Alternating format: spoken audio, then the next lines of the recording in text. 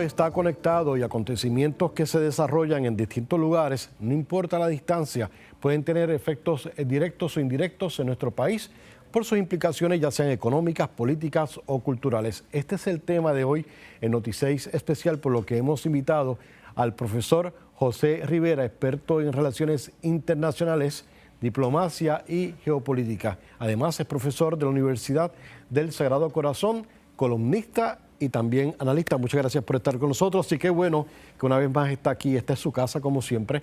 Ha estado en diferentes medios de comunicación, sobre todo cuando ocurren cosas fuera de nuestro 100 por 35. Claro que sí. Muchas gracias por invitarme. Y esto es importante porque busco, en los años que llevo, ya llevo casi 2 décadas enseñando, siempre trato de cerrar la brecha entre la academia e informar al público en general, que es la misión que tengo desde que empecé en 2013 a trabajar con los medios de comunicación. De hecho, esa debe ser parte de la misión de la academia y de eso vamos a hablar más adelante, pero me ha estado bien curioso que usted siempre se identifica como profesor, cuando inclusive tiene un doctorado que lo hizo en Europa, sí, sobre estudios europeos precisamente. Claro, es importante hacer las distinciones, sobre todo porque habiendo trabajado en la academia por todo el tiempo que llevamos trabajando, ¿verdad? Nuestro compromiso es con la docencia, somos enseñantes, somos profesores, ¿no? Y en eso estamos hermanados con todos aquellos que han dedicado su vida a la enseñanza, a formar jóvenes en todas las materias y claro está, continuando el trabajo que los profesores, ¿verdad?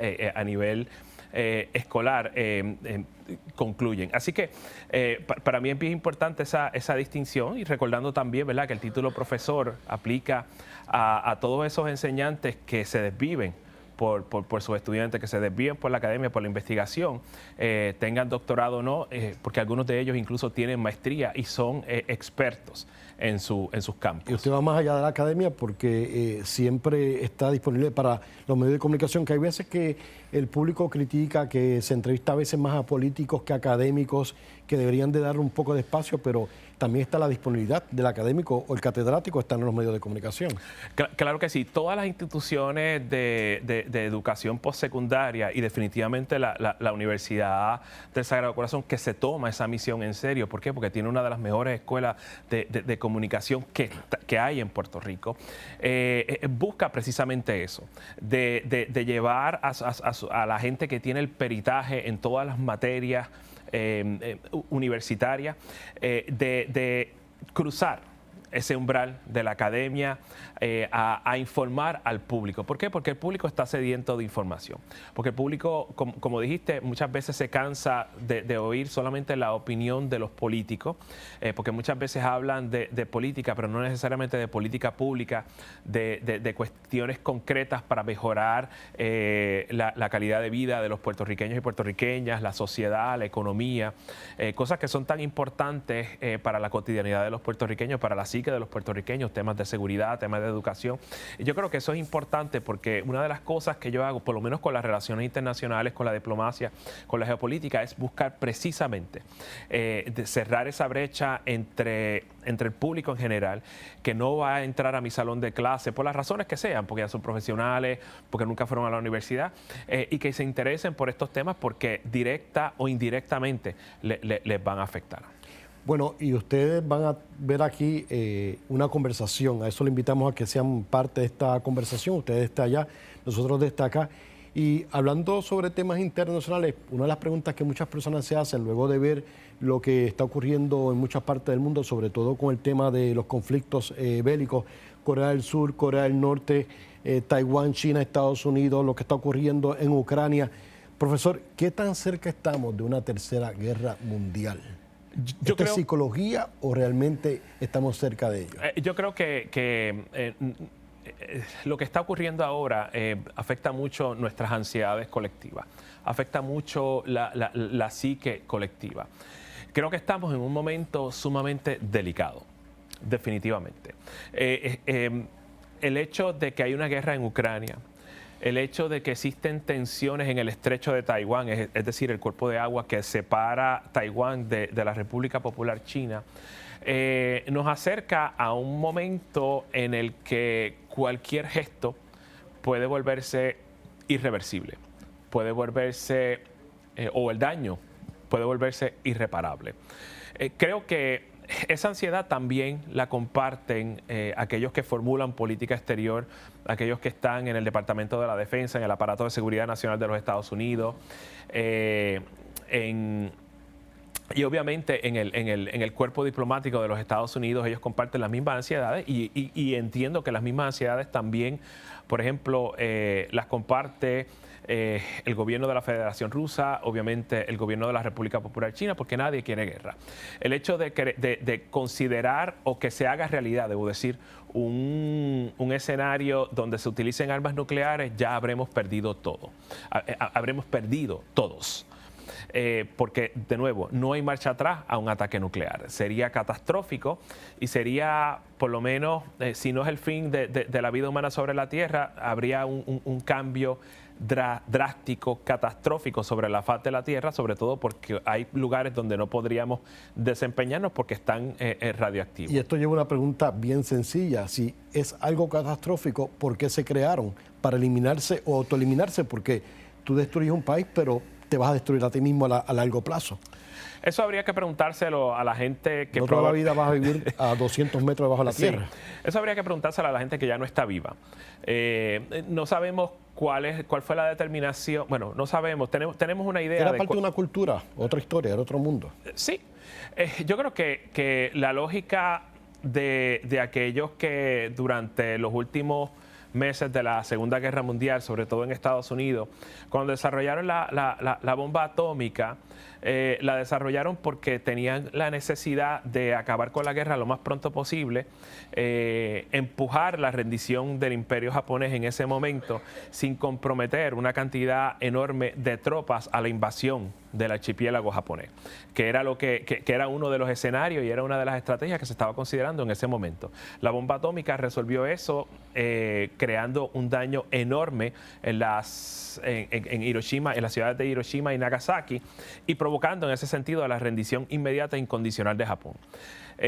Lo que no sabíamos, o por lo menos lo que sabían muy pocos en aquel momento, es que eso iba a incentivar una carrera armamentística en donde años después la Unión Soviética, ahora Federación Rusa, desarrolla armas nucleares, eventualmente la República Popular China, luego, y esto es especulación porque nunca se ha confirmado ni tampoco se ha negado, en un momento dado se dice que Israel tuvo o tiene armas nucleares, no sabemos porque no lo hemos confirmado y el Estado israelí no lo confirma, es secreto de Estado. Sudáfrica en un momento dado durante los tiempos de apartheid tuvo armas, pero creo que las descartó. Y evidentemente, luego del fin de la Guerra Fría, cuando Kazajstán, Ucrania, que eso es algo que lo podríamos hablar, entregaron sus armas nucleares, eventualmente a principios del siglo XXI, o bueno, finales del siglo XXI, tanto India como Pakistán desarrollaron arsenal nuclear. Y eventualmente y desafortunadamente la República Popular Democrática de Corea, es decir, Corea del Norte. Así que estamos hablando de que ya hemos creado arsenal nuclear en varios países. Se ha creado ese arsenal y obviamente ya no hay marcha atrás. Lo único que queda en ese sentido es traer a todos los países que tienen armas nucleares al ruedo, convencerlos de un buen comportamiento y compartir información científica o en aras del avance científico en términos del uso no bélico de la energía nuclear. ¿Es cierta la premisa de que no haría falta la presencia militar para una guerra? Sino que todo sería con tecnología. Es interesante que hagas esta pregunta porque si me lo hubieses hecho hace 25 años atrás, yo te diría que no, que el recurso humano es sumamente necesario. Sin embargo, un cuarto de siglo más adelante, estamos notando que el uso de la tecnología, particularmente lo que se llama en inglés unmanned, tecnología que no necesita que un personal esté en el aparato para operar, ya es una realidad y lo vemos todo el tiempo con los drones. Tanto los Estados Unidos como Rusia y otras potencias y superpotencias han desarrollado esa tecnología para atacar o vigilar desde una distancia sin comprometer un recurso humano haciendo eso. Pero ya desde mucho antes, esa tecnología estaba muy presente, aún con seres humanos en ella. Es decir, misiles supersónicos, ahora misiles hipersónicos, y misiles que se pueden disparar o desde un avión o desde un navío a grandes distancias, sin que ningún tipo de aparato aéreo tenga que penetrar el espacio aéreo de una potencia hostil. Le hago la pregunta porque usted sabe, y me puede corregir si me equivoco, pero he leído que en muchos países, incluyendo Rusia, o sea, los jóvenes no quieren ir a la guerra, no se quieren inscribir. Inclusive se han escapado de su país para no estar frente a la batalla. Entonces, es un mensaje poderoso a los líderes del mundo, que deben de estar conscientes de que nadie, como usted señaló, el mundo no quiere guerra. Sí, absolutamente. Y es algo Entonces, que... ¿cómo los líderes no obedecen a las demás personas que son los que lo llevaron al poder? Tal es la naturaleza autoritaria de un líder como Vladimir Putin. En este caso, la Federación Rusa, aunque tiene elecciones periódicas, realmente quien se presenta como el único candidato viable es Vladimir Putin. Ningún otro partido, o sea, Putin sistemáticamente ha eliminado la oposición, aquella que le critica de frente a través de asesinatos políticos en algún momento dado, a través de encarcelar a sus opositores o condenarlos al exilio o al autoexilio. Y eso está ocurriendo también en países democráticos. En Estados Unidos también ha bajado la participación o el interés de ser parte del cuerpo militar. Absolutamente. Creo que estamos en la presencia de una crisis de menoscabo de la democracia. Pero esto aplica a Estados Unidos, a Europa, a algunos países latinoamericanos e incluso países que quizás antes veíamos como quizás una especie de puerta andante de la democracia y simple y sencillamente ya no lo son. Pero volviendo a la cuestión de Rusia, el hecho nada más de que Vladimir Putin tenga un señorío y una autoridad suprema que no se merece, pero que la tiene,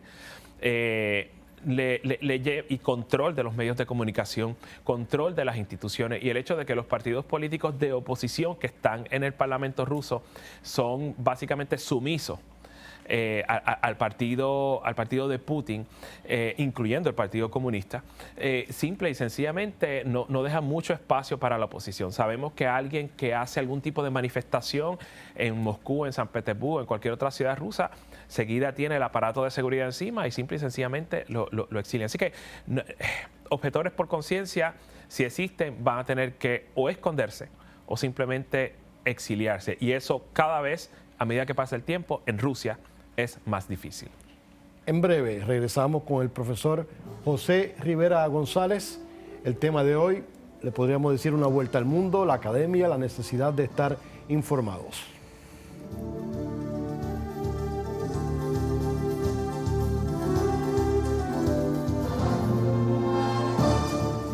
De regreso a este programa especial hoy con la visita del profesor José Rivera González. José Rivera González es experto en relaciones internacionales, diplomacia y geopolítica y enfocó parte de su preparación académica en estudios europeos. De ahí tiene un doctorado. El pasado tema lo enfocamos en el tema de la guerra, pero quiero hablar de la academia, un poco sobre el profesor, pero antes una pregunta. ¿El mundo cambió después de la pandemia para siempre? Sí. La respuesta corta a la pregunta es sí, cambió para siempre. Yo creo que no habíamos estado tan conscientes de lo que un patógeno, esa cosa microscópica puede hacer en el cuerpo humano y puede hacer en distintos seres humanos dependiendo, ¿verdad?, de su estado de salud, si tiene condiciones crónicas previas, evidentemente dependiendo de la región del mundo que se encuentre, ¿verdad?, porque hay regiones del mundo que son mucho más vulnerables y mucho más susceptibles y probablemente una persona se puede morir de un catarro común. Y el hecho de que la pandemia del SARS-CoV-2 y la enfermedad que produce COVID-19 nos hizo muy conscientes sobre todo de que la globalización como fenómeno económico, social, político y cultural está más cerca de nosotros. Un patógeno que sale de China, de pronto llega a nuestras costas y en algunos casos, ¿verdad? En particular, un funcionario encargado de la salud pública dijo que eso no iba a suceder porque no habían vuelos directos, pero lo cierto del asunto es que nuestra conexión con el mundo, a pesar de que somos una isla, es mucho más cercana. Lo que toma es una persona enferma para poder entonces desatar, ¿verdad? En el caso localizado, una epidemia en Puerto Rico. Pero el hecho del encierro que tuvimos de cerca de un año, en 2020, a partir de marzo de 2020. Nos encierra en la casa y creo que en ese momento todos y cada uno de nosotros comprendimos, entendimos lo vulnerable que estábamos en ese momento, la responsabilidad de que el sector público se encargara de esa emergencia y evidentemente nos hizo más conscientes de nuestros cuerpos, de nuestras propias vulnerabilidades, de cuidarnos nuestra salud y de que la política de salud pública, la salubridad, las medidas de salubridad nos atañe a todos. Aquí no hay espacio para teorías de conspiración, aquí hay espacio para que las autoridades médico-científicas hablen y que entonces nosotros como público en general, los expertos y definitivamente aquellos que son responsables de la política pública, escuchemos. Y más allá de eso, es lo público, el sector público lo más importante.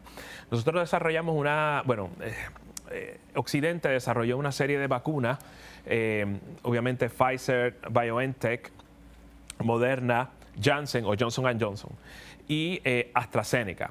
Y claro, todas y cada una de estas compañías biofarmacéuticas son compañías privadas, pero son los fondos públicos los que permiten, la beca que el gobierno alemán le otorgó a BioNTech, que es el partner, ¿verdad?, el socio de Pfizer, la que permitió la investigación para desarrollar la vacuna, las pruebas clínicas para que se desarrollara la vacuna o para que se determinara la efectividad de la vacuna. Y yo creo que eso es importante porque es el sector público el que responde, independientemente si estamos en una economía mixta o no, independientemente si muchas de los commodities o de los bienes de consumo, en este caso los medicamentos, están a cargo, ¿verdad?, su fabricación o su manufactura está a cargo del sector privado. Y claro, hay esfuerzos paralelos que se hicieron alrededor del mundo, en India, en Brasil, y les recuerdo al público que nos está mirando, ¿verdad?, el día que esto salga, que también los cubanos desarrollaron dos tipos de dos vacunas, Soberana 2 y Abdalá. E independientemente de lo que uno pueda sentir en términos ideológicos con el gobierno cubano, el Instituto Finlay sí desarrolló esta vacuna y creo que los medios occidentales no reseñaron esto lo suficiente. Abdalá 2 y Soberana, al igual que Sputnik que se desarrolló en Rusia y Sinovac y Sinopharm, están asistiendo a lo que llamamos el sur global, países en Latinoamérica, en África, en Asia, que están recibiendo la vacuna y que se están beneficiando de ella, porque tal vez en ese momento no tenían el acceso a otras vacunas como las que nosotros tuvimos el privilegio de recibir. Y hay una serie de lecturas y discusiones que se pueden dar en torno a la pandemia, que puede ser en el área de la tecnología, porque el mundo dio un salto en la tecnología. Se dice que nos hemos adelantado una década. En el caso de Puerto Rico, que muchas veces hay la crítica de que solo vemos lo que ocurre en lo local, pues eso nos obligó también a ver lo que ocurre en otras partes del mundo. Entonces, ahí le quiero preguntar, cuando se abre esa ventana para ver qué ocurre en otras partes del mundo, a propósito de lo que fue la pandemia, ¿cómo es que el profesor José Rivera González comienza a interesarse o se interesa por ese mundo de lo que ocurre más allá del 100 por 35? ¿Eso comenzó desde muy niño? ¿Fue en la juventud? ¿Cuando comenzó estudios universitarios? Sí, comenzó desde muy niño. Esto es una nota personal que yo no le he dicho a nadie en los medios, así niño. Que hoy lo tienen en exclusiva. Mis padres siempre fueron estuvieron muy atentos a mi educación y a la de mi hermana también, y a nuestra formación académica. ¿La familia? Sí. Y obviamente mi madre, Ana González, y mi padre, Leonardo Rivera, que en paz descanse, siempre tuvieron libros. Y estamos hablando de una mujer que estudió, ¿verdad?, trabajo social en la universidad. Mi padre, obrero, mecánico industrial de la legendaria cervecería Corona, en Santurce. O sea, un obrero en formación que entra en la cervecería Corona en 1959, se vuelve aprendiz de mecánico y se convierte en el mecánico industrial y estuvo desempeñando esa función hasta que la cervecería Corona cerró en 1986. En mi casa siempre hubo libros. En mi casa siempre hubo un cultivo por la lectura, por el conocimiento, y mi primer acceso a las relaciones internacionales o a la diversidad que había en el mundo era el hecho de que mis padres habían invertido una cantidad de dinero considerable en una enciclopedia que se llamaba Salvat. Salvat. La enciclopedia Salvat. También tuvimos la gran enciclopedia de Puerto Rico y ahí aprendí muchas cosas. Pero la enciclopedia Salvat, estamos hablando de la década... ¿Ese era su juguete? Sí, ese era mi juguete. En la década de los 70, en la década de los 80, tenía un display, ¿verdad?, de 2 o 3 páginas de banderas. Y siempre quedé fascinado con las distintas banderas y creo que esa fue la primera instancia en la que yo me percaté de que existía un mundo amplio y diverso más allá del 100 por 35, como dijiste hace un momento. Y la fascinación por las banderas y cómo llegaron, por la forma, los colores que tenían. Algunas de ellas, como la de Nepal, no era un rectángulo, sino que eran 2 triángulos. La combinación de colores, pues obviamente eso me hizo conocer, o querer, debo decir, conocer más sobre los distintos países. Estamos hablando de un tiempo que no había internet. Estamos hablando de un tiempo de que los teléfonos eran de discado.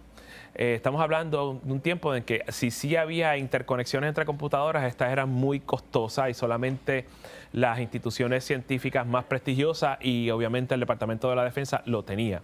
Así que mi acceso eran los libros y ese cultivo se fue poco a poco desarrollando. Ya entrado en la Universidad de Puerto Rico en 1990, ahí entonces empieza el interés por las relaciones internacionales y eso pues afortunadamente me lo dio, ¿verdad?, el Departamento de Ciencia Política a través de grandes maestros como Manuel Cárdenas, Rafael Albarrán, que en paz descanse, Raúl Coto, y otras personas que a través del tiempo, no solamente en el Departamento de Ciencia Política, sino en otros lugares, como por ejemplo el Departamento de Lenguas Extranjeras, porque todo perfil de estudiante de Relaciones Internacionales tiene que traer consigo el conocimiento de varios idiomas. Yo hablo, aparte de español e inglés, yo hablo francés, yo hablo portugués y claro está, estoy aprendiendo alemán y sigo aprendiendo porque es también acceso a través de los idiomas, de otros idiomas, los idiomas extranjeros que nosotros llamamos, es un acceso no solamente a lo que significa, sino también a una cosmovisión. Sí, lo hemos visto en las redes sociales, en YouTube, en diferentes entrevistas, en estaciones sobre todo, lo he visto mucho en Europa. Yo le pregunto, ¿cómo usted ha desarrollado la disciplina para poder comunicarse en un lenguaje que todos podemos entender? Porque lo he visto que se ha diversificado en diferentes públicos, porque hasta lo hemos visto con el joven Pavón, que tiene el nombre de Molusco, y ahí tiene sobre 65,000 personas que han visto esa entrevista. ¿Cómo logra comunicarse con diferentes sectores de nuestra sociedad? Yo entendí bien temprano, cuando empecé a desempeñarme en esto, de manera irregular a partir de 2010 y ya de manera consistente a partir de 2013, que distintos públicos iban a tener acceso a mi contenido.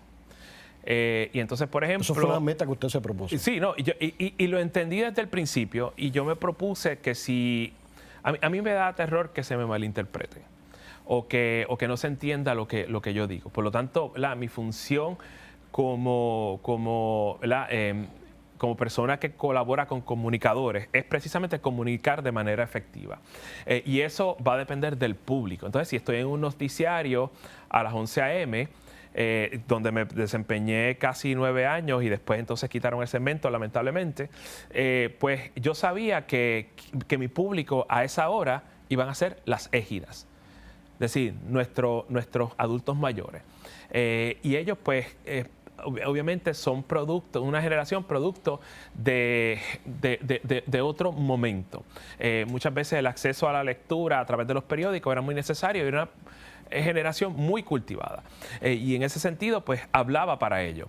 Pero también en el caso, ¿verdad?, de ese programa del que hablaste en un momento dado, para mí es bien importante, porque como llevo ya casi 2 décadas, que estas nuevas generaciones, particularmente los millennials, que fue la primera generación a la que tuve acceso, los centennials y también la generación Z, entendiera que esto es importante para ellos. Como el profesor, pues también se le hace más fácil. Sí, no, y claro, y porque mucha gente a veces como que subestima las generaciones más jóvenes, pero créanme, llevo 2 décadas en esta cuestión y los entiendo bastante bien, ¿no? ¿Verdad? Obviamente desde la óptica de una persona como yo, generación X, pero me parece que el hecho de que se me entiende y el hecho de que múltiples públicos están pendientes a lo que uno produce es importante para mí entonces transmitir ese mensaje, ¿verdad?, al público adecuado. Nos queda casi un minuto, nos indica el coordinador. Yo le pregunto, como persona que usualmente le enseña a los jóvenes, ¿cómo usted ve el futuro de nuestros jóvenes, el presente de nuestros jóvenes y el futuro de ellos? Me parece que mirando lo que está pasando ahora, me parece que esta generación y la anterior, me refiero a los millennials, han desarrollado un cuero duro. Muy a pesar de los cantazos, muchos de ellos no han salido de aquí, se han quedado. ¿Eso a nivel mundial o en Puerto Rico? A nivel mundial, pero obviamente a nivel de Puerto Rico, porque aquí es donde uno lo vive en la carne. El futuro es brillante, si bien escabroso y turbulento. Eventualmente las generaciones que nos han hecho daño desaparecerán del mapa y el mundo les pertenecerá a ellos. Así será. Muchas gracias por estar con nosotros. De esta manera finalizamos este programa con este mensaje. Gracias, profesor, por estar con nosotros y ojalá que usted y otros tantos de la academia siempre estén en la disposición de estar con nosotros en los medios de comunicación, porque necesitamos también de sus consejos, de su visión de mundo o de lo que sea, también incluyendo a Puerto Rico, para proyectar un mejor mundo y ver y analizar por qué ocurren las cosas y cómo podemos buscar soluciones. Claro que sí, cuenten conmigo siempre. Y de esta forma finalizamos, no sin antes agradecer a nuestros invitados, a nuestro invitado. Le esperamos para una próxima edición.